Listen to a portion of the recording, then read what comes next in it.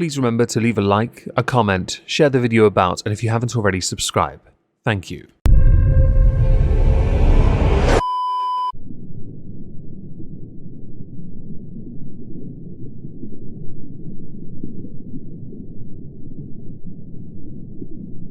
Well, isn't this just fantastic?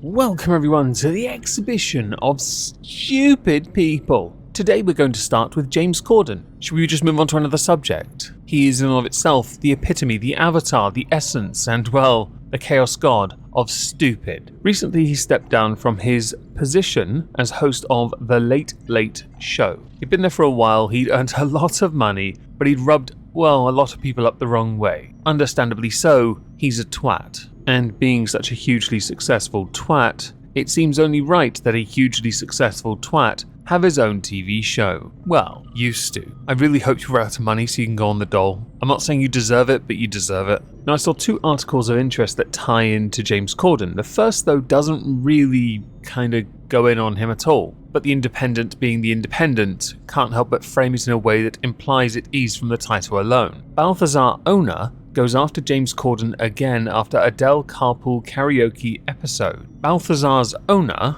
Keith McNally, went in on James a few months back, and I made a video of that on Omegon 2, because James decided to be a bit of a dick because his wife has allergies to egg yolk. He was very disrespectful to the staff, he got banned for it. I think he's been re-allowed back in. I think he has. I don't think he cares. I think he's moving back to the United Kingdom as opposed to staying in New York. Could save a few pennies, I guess. That carpool karaoke episode is what Keith McNally has taken issue with. He believes that it is the most cringe-inducing and that Adele looked like a scary Cruella de Vil. And that while they are both brilliant performers, they are profoundly inauthentic. Because this is what inauthentic people do all the effing time.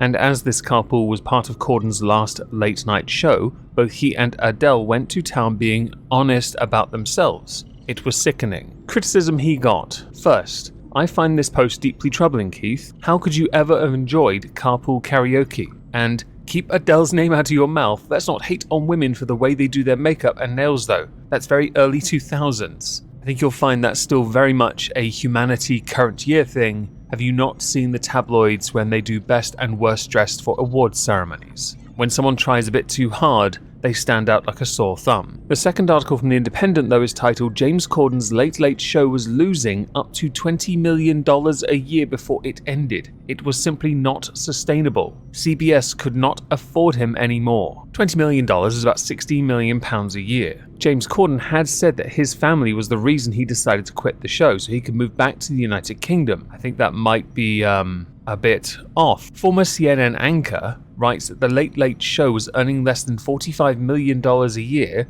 against a $65 million budget. So if he had decided to stay, he would have faced a multi-million-dollar pay cut or painful staff reductions. James Corden's salary while as host of The Late Late Show is estimated to be between $6 and $9 million as a baseline per year. Obviously, a lot of money is spent getting those guests on. They might be friends, by the way, but there's no way they're doing it for free. They are, after all, being authentic, while at the same time, well, being themselves. Narcissists, the usual really. For me, it's just fascinating that CBS were willing to put up with this for 8 years knowing that it was losing them money, considerable amount of money, in the hopes, I assume for them, that a long-term benefit having James Corden would in turn lead to greater financial rewards down the stretch. And I think I speak for every other Brit when I say this. Just because you have a British person fronting your show does not mean it's going to succeed. James Corden, to us, the English, the Welsh, Scottish, Irish, is a twat. You taking him, thinking he would, let's say, epitomise us, or how his personality would perhaps resonate with your audience, was clearly wrong. If you're going to do a show like The Late Late Show to compete with the other iterations, versions on other networks, I don't know, get a Bond villain, maybe resurrect Roger Moore. You would have done better with Prince Harry, but he's too busy complaining about, attention, while simultaneously wanting attention. He's not a hypocrite, in the same sense that James Corden is not a twat. For the next topic, I saw what we're going to now discuss via Twitter, courtesy of its Julian Baker, who tweeted, "Got to remove any sort of indication that exercise is good for the body and being obese is not healthy to protect adults' fifis." A retweet of Alan Roberts, who tweeted, "Weakness is now a virtue." Included is an image from an article from The Guardian. The article is titled Bluey. Bluey, for those who don't know, is a kids' TV show. Scene removed from exercise episode after complaints about fat shaming. The ABC has removed part of a Bluey episode that sparked accusations of fat shaming and fat phobia. It has now republished a version of the popular cartoon without a bathroom scene that showed Bluey's parents complaining about their weight. The scene in question involved Bluey's dad called Bandit in the bathroom brushing his teeth and weighing himself while Bluey's in the bath. Quotes from characters in this, okay? "Oh man, I just need to do some exercise." That's the dad. Bluey's mother, "Tell me about it." Bluey then, the lead of this whole thing, says, "Why don't you just do some exercise?" The dad has a muffin top at best based on that, okay? A little paunch. This, on its own, is enough to get backlash. I'll be honest with you, if you're offended by that, it's because you're fat, okay? We need to be an example for children. Yes, accept different shapes and sizes, but at the same time we need to encourage a healthy lifestyle. That does not mean be thin, but it also showed something that wasn't fat phobic, it was insecurity, self-confidence. Kids shows are supposed to show you a way of empowering yourself, and that would have done that with the context. Kids understand better if you don't hide from them harsh reality. It's a cartoon, entertaining at that, with messages within it that impart lessons to children to better themselves. That is, after all, what we, as adults, would want for any child to be better than us. Whether we have kids or not, the kids need to have their chance to be better than we. If you don't like that, and you complain about it, it sounds to me like you're fat.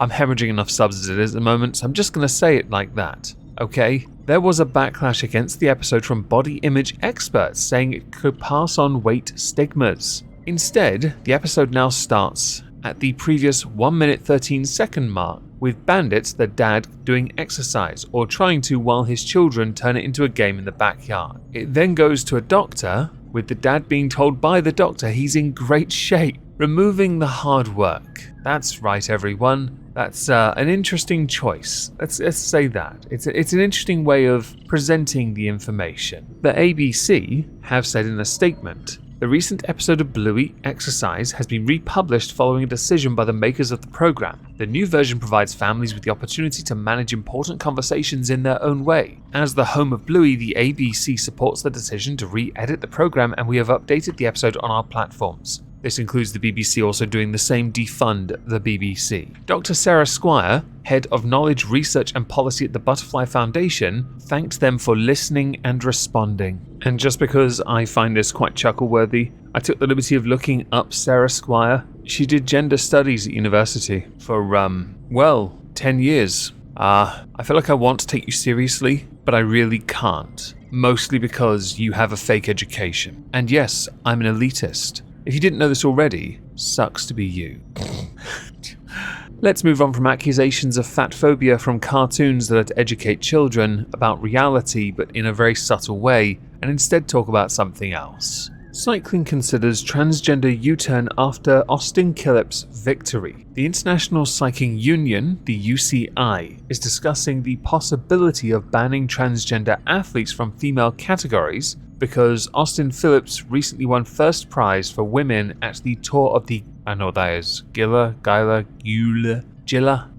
It's a thing, alright? Austin Phillips' victory in the premier road race in New Mexico prompted immediate calls for a rethink on rules drafted just last year, and the governing body announced it is reopening consultation. I like this idea that you're all-inclusive and you're welcoming trans athletes until they win. There's something about that looks like a bad optics. I can't quite put my finger on it. It's on the tip of my tongue. If only I could work out what it was. Oh, it's a mystery. The Telegraph Sport reported on Tuesday, last week, how the UCI hierarchy is divided at the highest levels over calls to tighten international protections, but it now appears new rules could be agreed upon by August of this year. In a statement, the body said, participation of transgender athletes in international competitions was discussed. The management committee decided to analyze the current situation by reopening consultation with the athletes and national federations, and therefore agreed to debate and take an eventual decision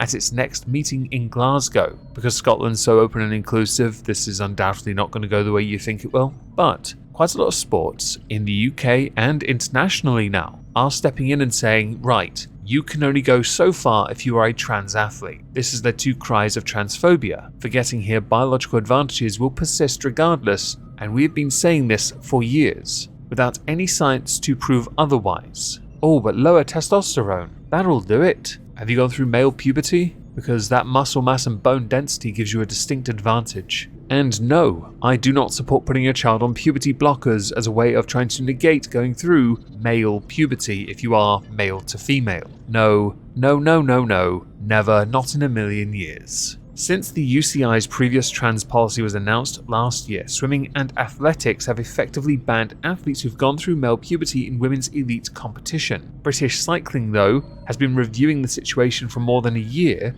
and it is considering introducing a ban in domestic competition. That's because a number of records were annihilated by male to female transgender athletes in female categories. I've said if you're going to do this, either go with the men's, which are typically called open categories, or create a transgender male to female category. I know someone now wants to say, but what about female to male? And if you are the type, please insert your crude joke here. I'm not going to do it. It is believed one of the reasons that British cyclists aren't really speaking up on this or refusing to get involved is because they are afraid of being cancelled and losing sponsorship deals. A quote from one who refused to be named says, "The reason women don't just refuse to start is that we have so few opportunities and so little sponsorship that we don't want to lose any opportunity." This is why when I've spoken about Leah Thomas on Omegon 2 and on BitChute, Riley Gaines has pointed out, as a biological female, many opportunities have been lost for sponsorships and for high-raising profile opportunities,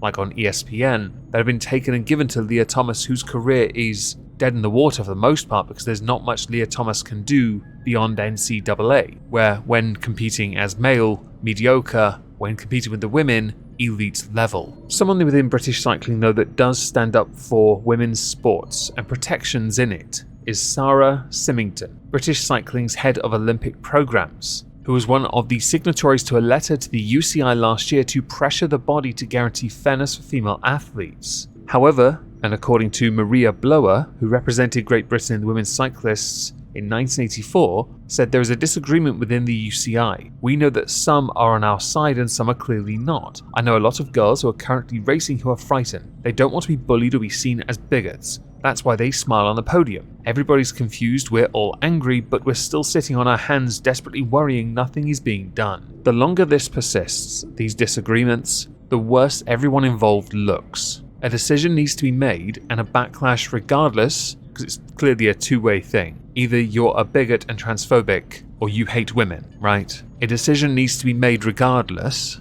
I maintain a third category really is the easiest and most reasonable. Oh, but you've made trans women look like other. No, we've made it fair, alright? I promise it is a considerably better compromise to either hating women or hating trans people.